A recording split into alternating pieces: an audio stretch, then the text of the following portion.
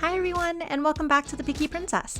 Today I'm sharing my favorite vegan chocolate chip cookie recipe. This recipe is also great if you have an egg or lactose intolerance and or allergy. It's a scrumptious chocolate chip cookie, and a big shout out to Miss Daniel's class. I hope you guys enjoy. Now before we start, we want to make sure we have our measuring cups and spoons and a few little extra things as well, like your mixing bowl, a sifter, and a spatula. Now the last thing I'm going to tell you, don't think I'm crazy, but you need a plate. When you have dirty measuring cups and things, you can put it on there and keep your station clean.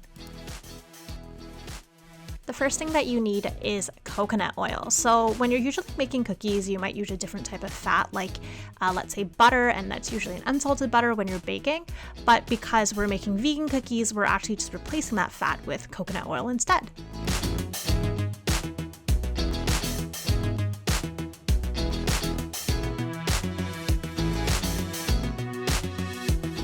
When you're making cookies, you have the option of keeping your oil solid or to melt it. I do find that coconut oil performs the best when you melt it, and if you're not making vegan cookies and you're using regular butter, if you melt it, your cookies will actually spread out a lot more than you expect it to, so just keep that in mind when you're baking.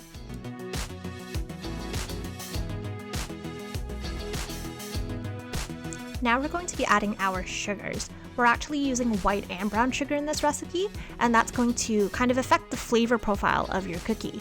So the difference between white and brown sugar is that brown sugar is white sugar with molasses. That's why you'll get a more caramelized type of cookie from it.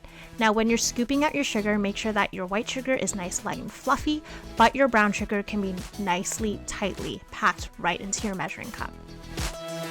As you can imagine, it probably sounds a little bit like sand, so why don't we give you a little bit of a listen.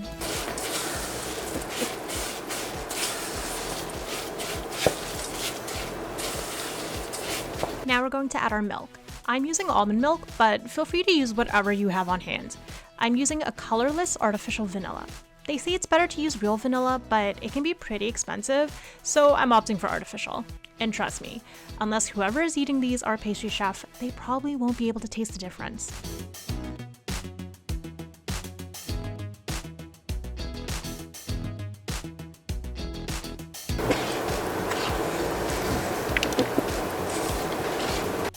Now we're going to add our dry ingredients to our wet. According to this recipe, you can add the dry directly into the wet, but I usually keep them separate, and I'll mix all of the dry ingredients in together first. I also used a bowl that was a bit too small, so I'm going to go ahead and fold in the flour. We're also going to add baking powder and baking soda later. These are your leaveners, and they'll actually provide lift in your cookies so that they don't come out flat. Lastly, you always want to make sure you're adding a bit of salt, and it's going to help balance out the flavors of your cookies so that they're not too sweet.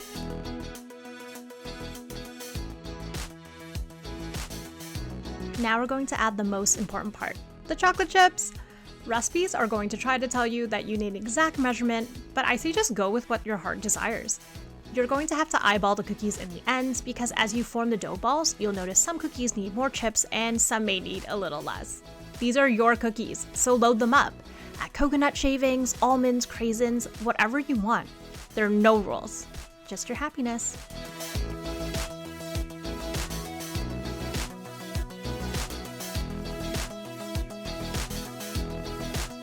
If you want your cookies to turn out uniform in size and shape, use an ice cream scoop. But you can't use a regular scoop because they are too big. You want to look for one the size of a golf ball. And before you form the cookies, spray your pan down with a non-stick cooking spray. I place my cookies about 2 inches apart so that they have room to spread and won't turn into a giant cookie blob.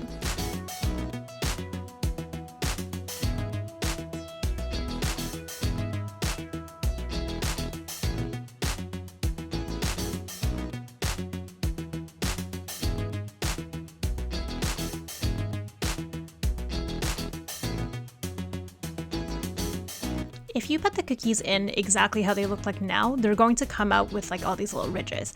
So sometimes what I'll do is I'll actually roll them again so that they're nice and smooth, and when you put them in, they're going to have this beautiful little cookie shop look.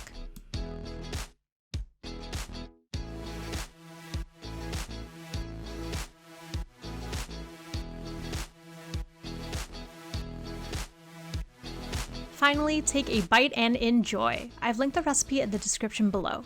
If you like this video and want to see more, don't forget to like and subscribe. For updates, follow @ThePickiePrincess on Instagram. Bye!